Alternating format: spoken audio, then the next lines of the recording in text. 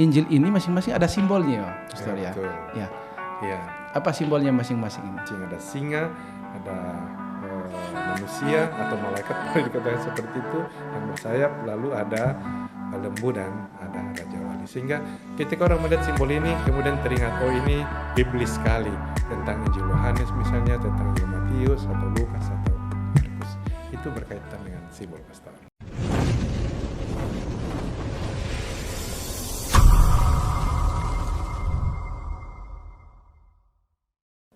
Halo sahabat Komsos dan saudara-saudari yang terkasih. Jumpa lagi bersama saya Pastor Samuel Sirampun dari Komsos Keuskupan Agung Makassar.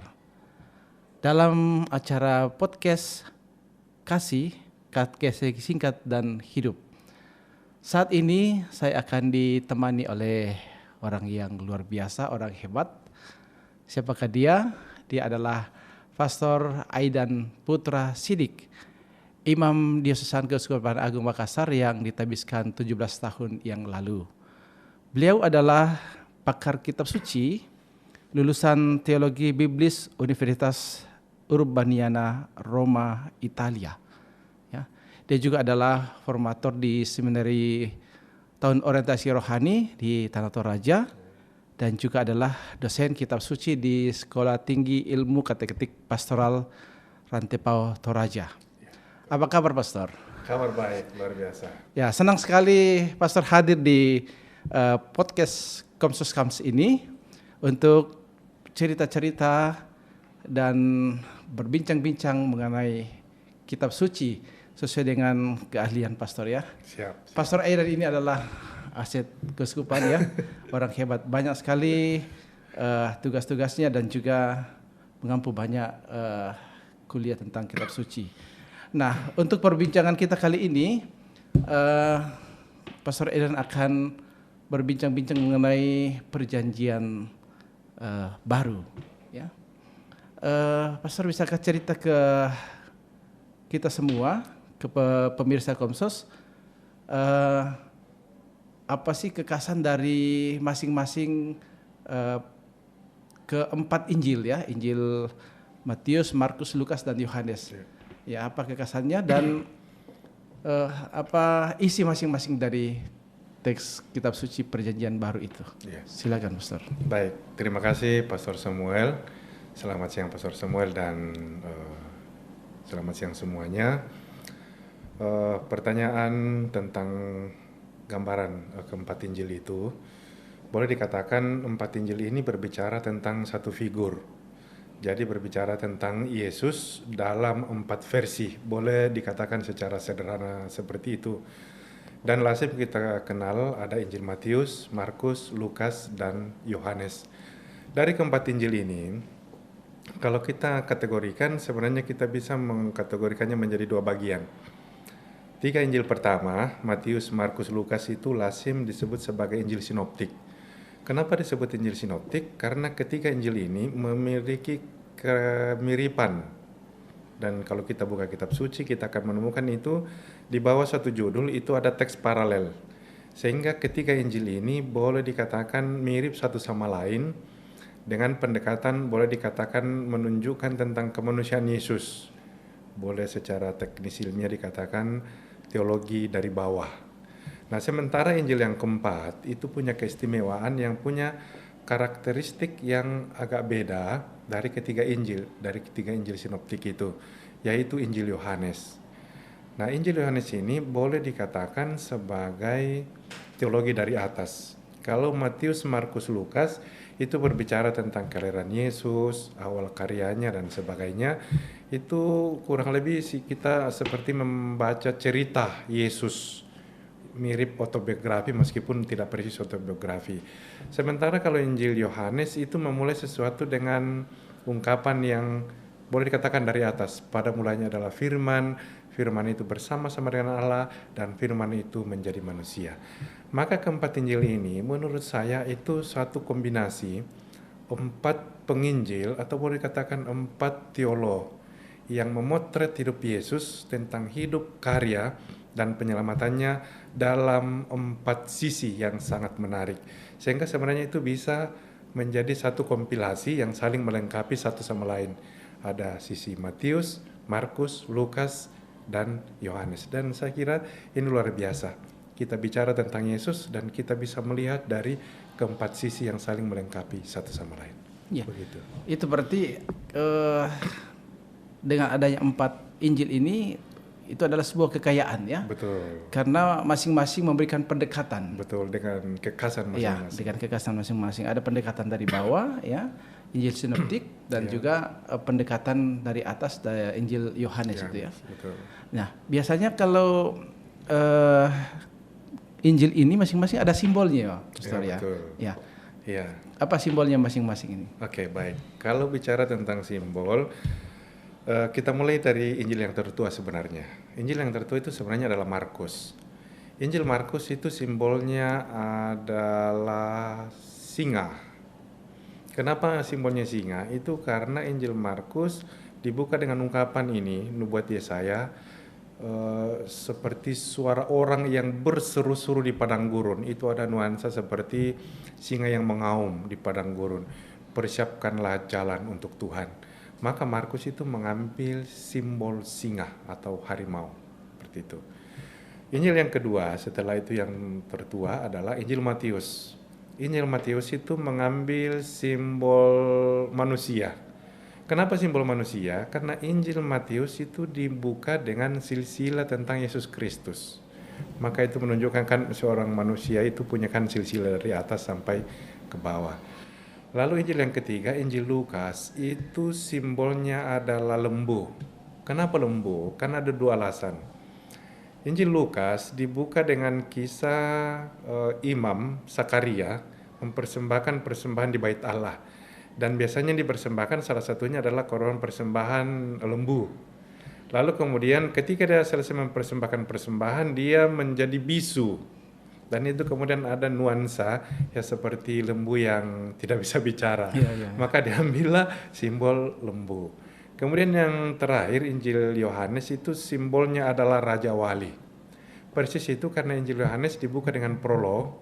Pada mulanya adalah firman. Jadi itu nuansanya seperti Raja Wali yang terbang tinggi di atas, maka diambillah simbol Raja Wali.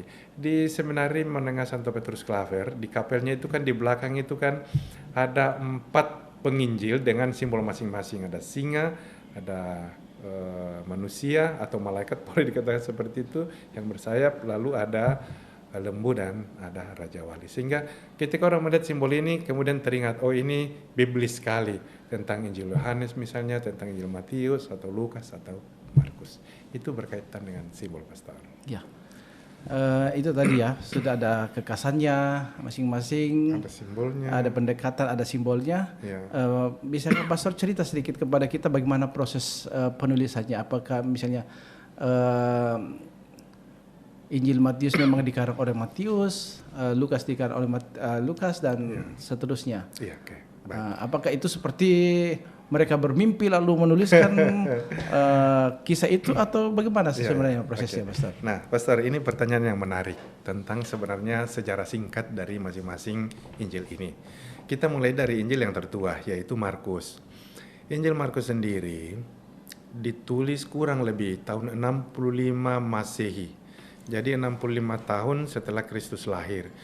Kalau kita berpatokan Yesus wafat di usia 33 tahun, berarti kurang lebih 32 tahun setelah Yesus wafat, lalu kemudian muncul Injil Matius. Nah, Injil Matius sendiri ditulis oleh murid atau sekretaris dari Simon Petrus.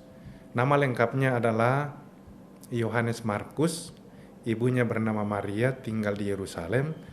Pamannya adalah Barnabas, rekan seperjalanan Paulus dalam karya misi.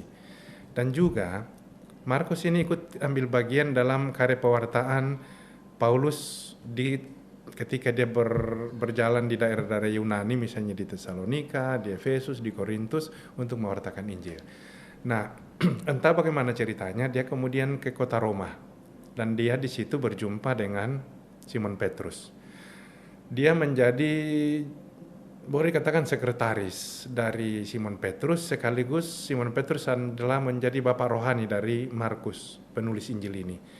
Karena pasti Simon Petrus lah yang memperkenalkan dia pada iman kepada Kristus. Nah, menurut catatan sejarah, Simon Petrus itu wafat menjadi martir pada tahun 64 di kota Roma. Dan ketika saksi pertama ini sudah wafat, orang yang tinggal hidup bersama Yesus, para murid mengatakan, Markus, saksi pertama itu sudah meninggal. Dan ini kesaksiannya menentukan keselamatan sekian banyak orang, kita semua.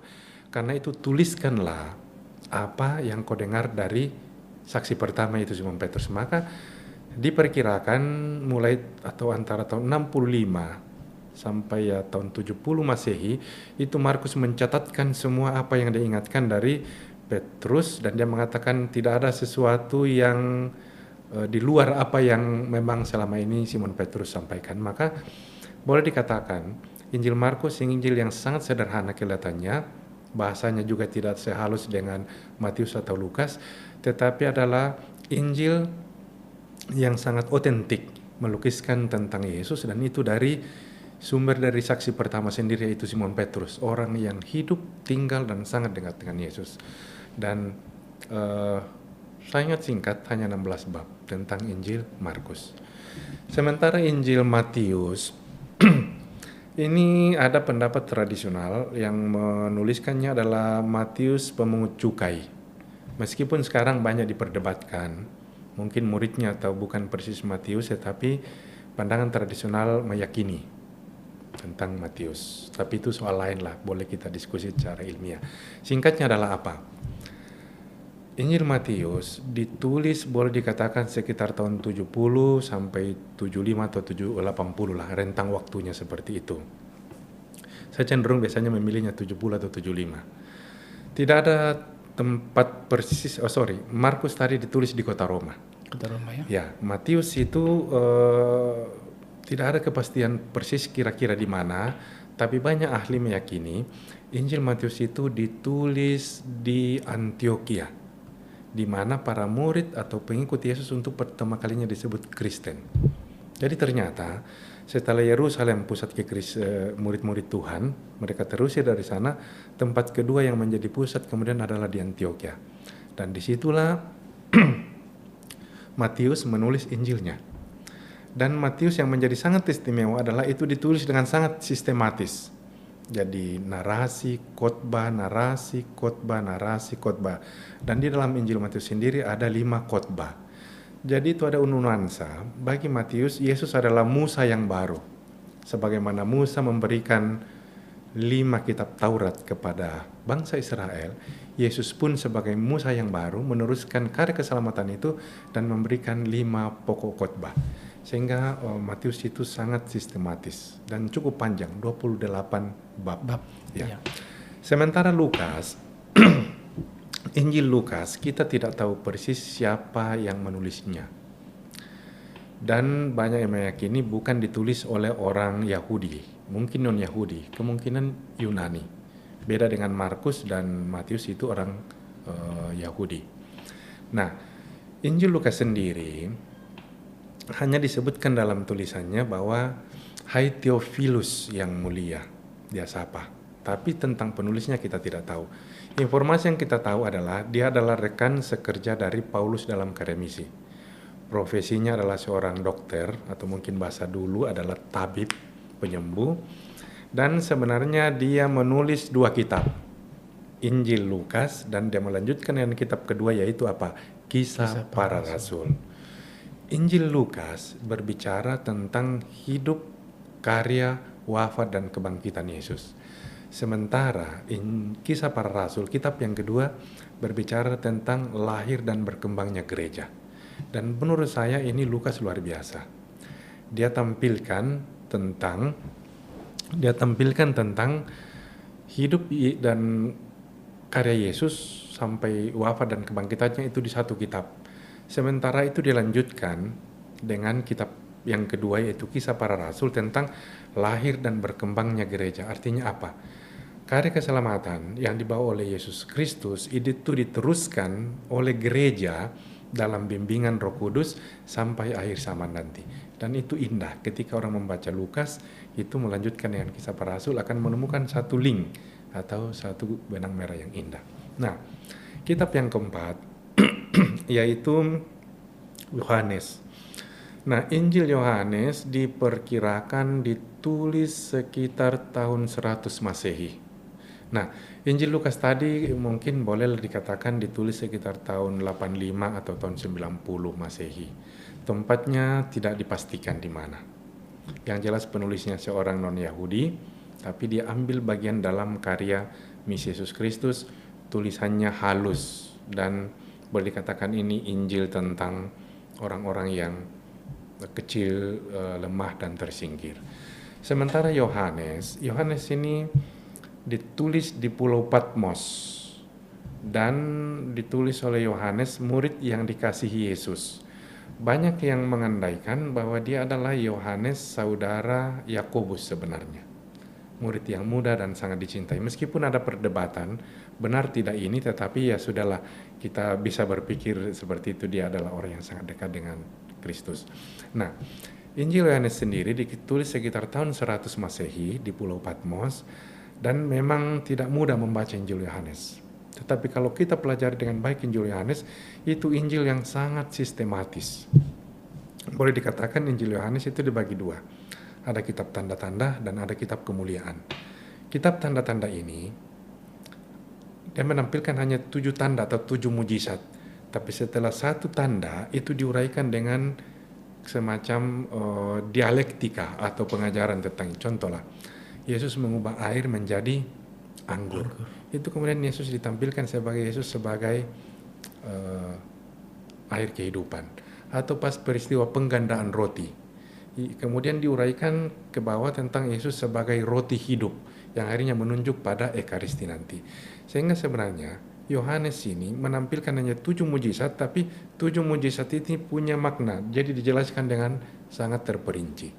Nah, bagian kedua tentang kitab tanda-tanda kemuliaan itu sebenarnya menampilkan sesuatu yang indah. Jadi justru dengan penyalipan itu bagi Yohanes itu adalah pemuliaan. Jadi kalau Yesus kan disalibkan, salibnya tertidur di tanah, dia dipaku di situ, setelah itu diangkat.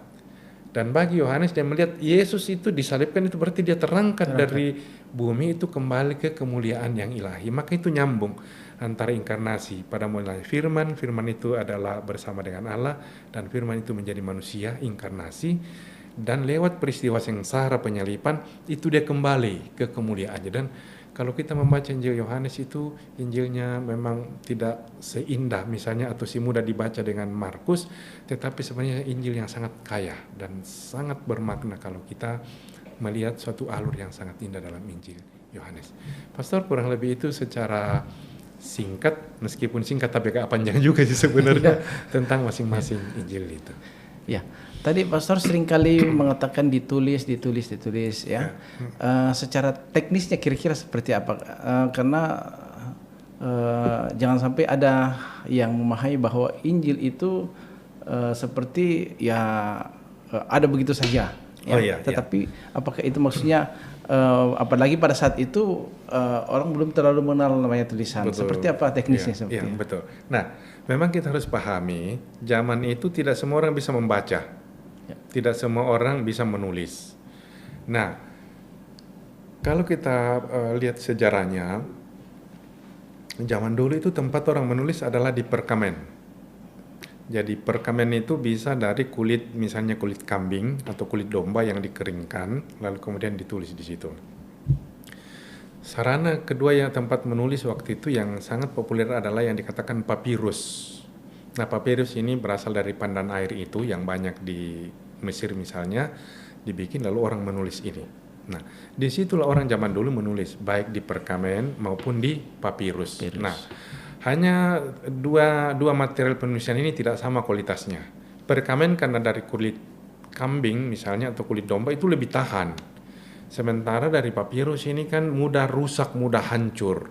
Nah, cara dulu untuk memperbanyak adalah itu ditulis. Jadi disalin dari aslinya, ditulis sehingga kemudian muncul banyak perkamen, kemudian banyak muncul papirus. Nah, saat ini yang kita miliki itu kalau kita lihat gradasinya itu ada yang namanya kodeks. Kodeks ini boleh dikatakan yang utuh yang terada, Misalnya kita kenal Codex Vaticanus, Codex Sinaiticus, Codex Leningrado, Codex Alexandria. Sekarang lagi ada kodeks yang baru muncul, itu saya baca kemarin di majalah Biblika, Codex Sason. Itu rupanya sekarang lagi ramai diperbincangkan. Nah, ini yang menjadi semacam rujukan pokok ketika kita berbicara tentang kitab suci. Lalu di bawahnya itu ada papirus dan perkamen. Itu ada bisa ratusan, ribuan mungkin. Nah, itulah tugas para ahli untuk mencocokkan bagian satu dengan yang lain. Makanya dalam Injil kadang-kadang kita temukan ada bagian atau kalimat yang dikasih dalam kurung. Itu artinya apa? Ternyata di kodeks ini ada, di kodeks yang lain tidak ada. Di perkamen ini kalimat ini ada, tetapi di papirus ini atau di perkamen ini tidak ada. Maka para ahli sebagai solusinya dikasih di dalam kurung. Jadi ada kodeks atau ada papirus yang mendukung teks ini, tetapi ada yang tidak. Tapi kembali pertanyaannya Pastor kali lalu, jadi awalnya itu ditulis di entah di perkamen maupun di papirus. Dan yang kita temukan juga aslinya sekarang itu kan bisa campur-campur, masih keadaannya utuh, ada juga yang sudah rusak, tapi disitulah syukur Tuhan mengirim para ahli-ahli kitab, ahli-ahli filologi misalnya itu, kemudian mengkonstruksi kembali semua teks yang rusak ini kemudian terkonstruksi menjadi satu teks yang utuh. Kurang lebih sederhana seperti itu. Waktu Pastor studi di Roma, apakah benda-benda seperti itu, papirus dan perkamen itu apakah masih ada dan bisa dilihat waktu itu waktu ada penelitian kah, apa pergi melihat masih adakah kira-kira itu? Aslinya kita tidak langsung lihat, tapi selama 4 tahun saya studi, saya pergi ke Vatikan, itu kan disimpan di sana, meskipun untuk akses yang aslinya tidak mungkin. Tapi kemudian boleh ditampilkan display yang persis seperti aslinya. Jadi kita bisa lihat langsung. Tapi misalnya kan bahasa Ibrani itu ditulis tanpa aksen, jadi semua huruf mati. Jadi ya kita ngerti hurufnya, tetapi untuk membacanya itu agak sulit. Beda kalau ada vokalnya. Lalu kemudian di dalam buku boleh dikatakan buku metode analisa tekstual, itu dalam bukunya kan ditampilkan foto-foto yang persis aslinya seperti ini. Lalu kemudian tahun 2016 saya ikut studi arkeologi ke Israel. Kami kemudian pergi mengunjungi Museum Israel, dan kita melihat bukan persis aslinya, karena aslinya itu disimpan di bunker militer yang gulungan Laut Mati yang ditemukan di Qumran.